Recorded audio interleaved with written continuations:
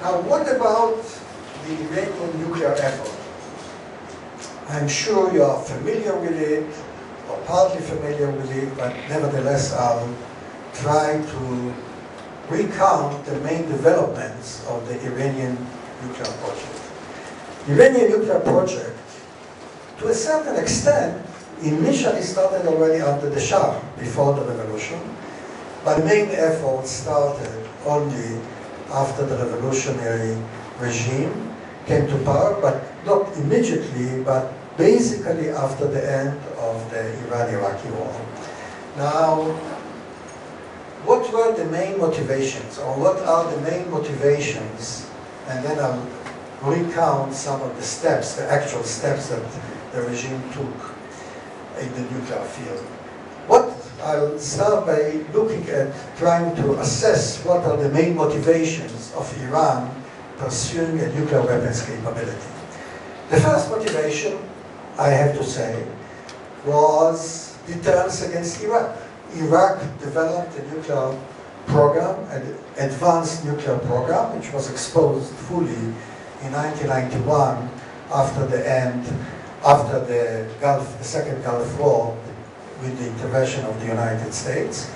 And there was a suspicion that Iraq is still pursuing a nuclear weapons project. And it seems to me that Iran viewed the Iraqi potential development of the nuclear capability as an important factor in its decision to develop an Iranian nuclear project. The second motivation that began to evolve later on has been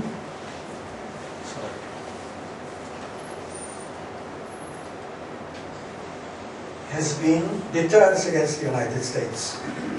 The Iranian regime viewed the United States as a major enemy, viewed the United States as if it is aiming at regime change, at imposing conditions on Iran and so on. So Iran viewed or perceived of a nuclear weapon capability as a possible potential deterrent against the United States. Now this fits, incidentally, if I may add some general reflection from international security and so on, there is a view among several countries that oppose American power, not only American power, but for instance, Russian nuclear power and so on, that by developing what is called minimal deterrence, that is to say, a small, limited nuclear arsenal, they can deter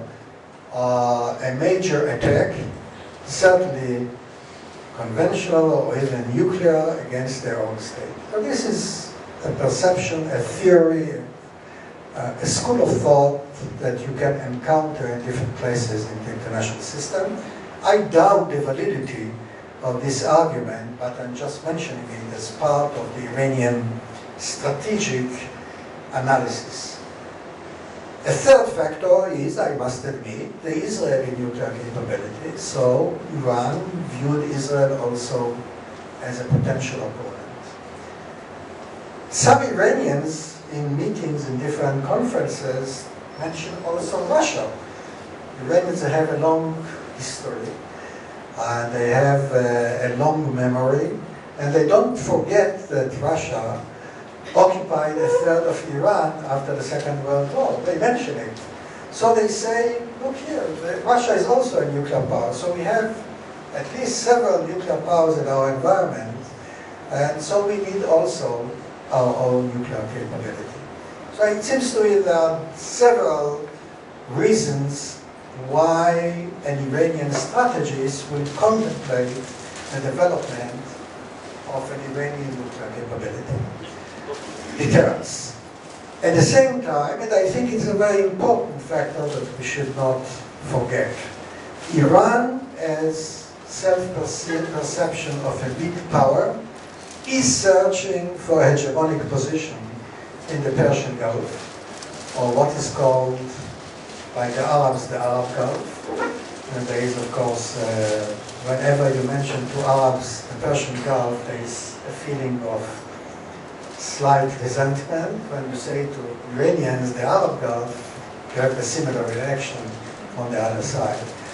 So I do believe, it's my assessment, it's not a question of belief, that Iran is searching for a position, a hegemonic position in the Gulf, to be neutral in the Gulf area.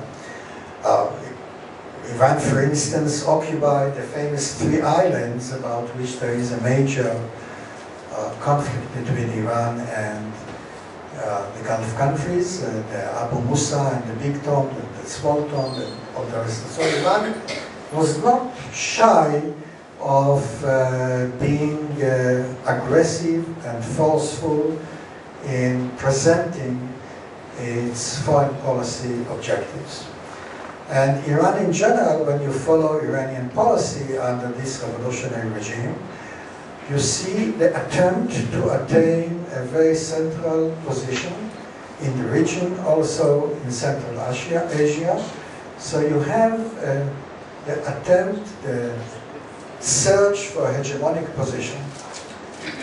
Iran is also searching, and coming back to this point I have mentioned before, Iran is also searching for a hegemonic position in the Middle East.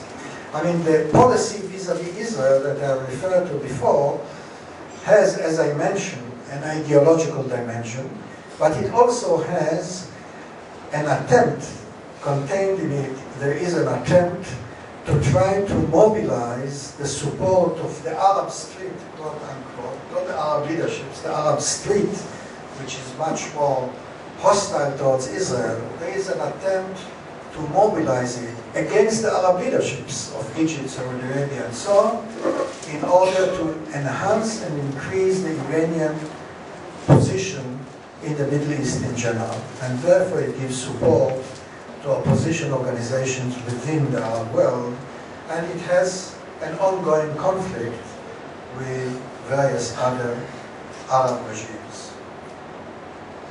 What I'm saying is not an Israeli perception. What I'm saying is the perception of Arab leaders themselves. If you look at how the Arab Gulf countries are reacting to Iranian power, Iranian intentions, and so on, you can very clearly see it.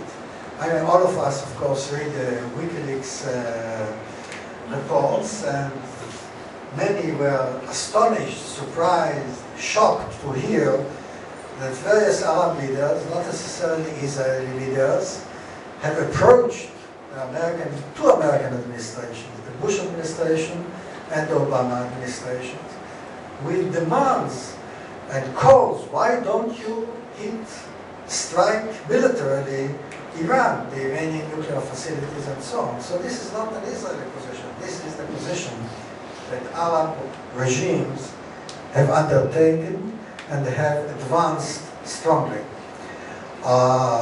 If I might add my own small contribution to it, already when President Bush visited the Gulf countries in January 2008, I heard indirectly, not from intelligence sources, but indirectly from journalists that were there with the visit, that when Bush came to the Gulf countries, the first thing Gulf leaders said to him, why don't you attack militarily Iran? He was very surprised, but this was something that came before him. So this is not a new story.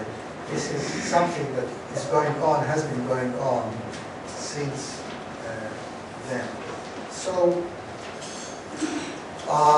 in terms of political and strategic configuration of the Middle East, it seems to be that the positions are quite clear.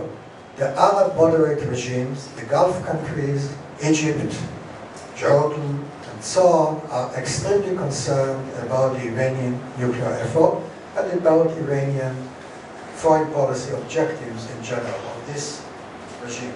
Now, what about the Iranian nuclear development? I'll just say it very briefly in order to cover that as well. The Iranian route to a nuclear weapons capability is quite well known.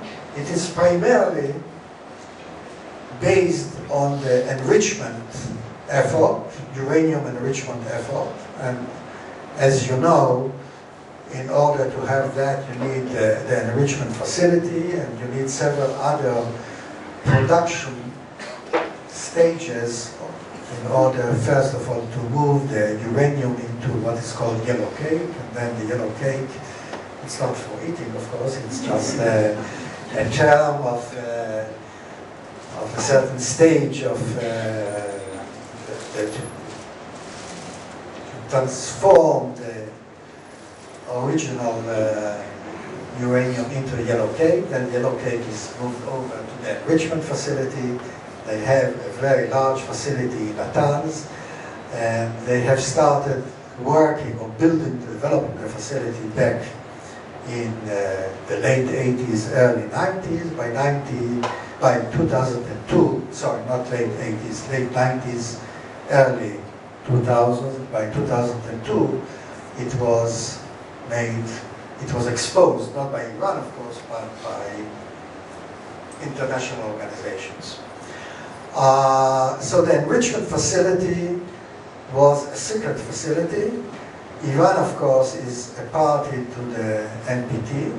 It has violated its obligations to the NPT because, according to the NPT and the Iranian commitment to the NPT, any facility that might be designed or is designed to produce materials that could fit or could bring or lead to the production of weapons material is prohibited under the NPT, and at least should be, the NPT or the IAEA should be notified about. Iran, of course, violated it. And it went on violating it by many other ways. Another secret facility was exposed about 2 years ago near Qom, enrichment facility, and so on. Iran has built a wide infrastructure for the development of its nuclear weapons capability. It has developed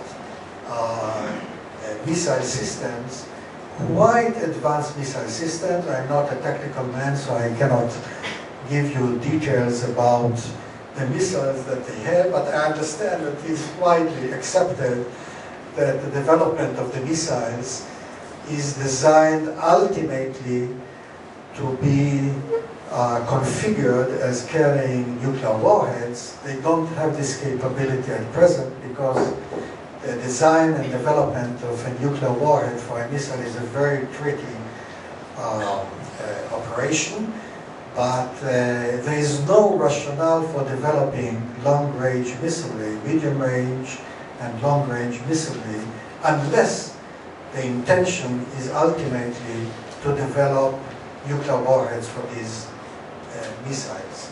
So this is the overall picture of what Iran is doing. By now, Iran has succeeded already to accumulate enough low enrichment uranium at its level of 3.5% for about 2 bombs, provided, of course, it